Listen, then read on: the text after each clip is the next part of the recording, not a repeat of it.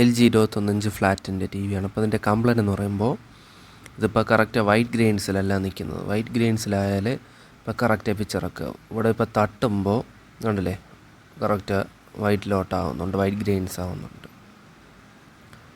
അപ്പോൾ ഇത് base board complaint. Base ബോർഡിലെ ബേസ് മാറണം. അപ്പോൾ ബേസ് സെറ്റോടെ മാറിയാലേ ഈ കംപ്ലൈൻറ്റ് മാറും. അപ്പോൾ അല്ലാതെ സോൾവ് ചെയ്യാൻ പറ്റത്തില്ല. അപ്പോൾ ഈ ബേസ് മാറണം.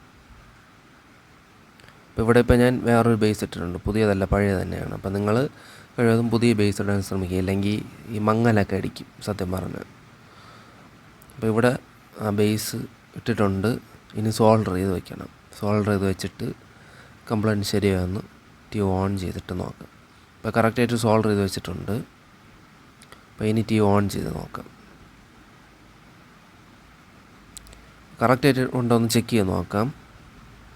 ഇപ്പോൾ കറക്റ്റാണ്, വൈറ്റ് ഗ്രെയിൻസ് വന്നിട്ടുണ്ട്. അപ്പോൾ കംപ്ലൈൻറ്റ്സ് മാറി, ബേസ് ആയിരുന്നു കംപ്ലൈൻറ്റ്. അപ്പോൾ വീഡിയോ ഇഷ്ടപ്പെട്ട് ലൈക്ക് അടിക്കുക, ചാനൽ സബ്സ്ക്രൈബ് ചെയ്യുക. Thank you for watching.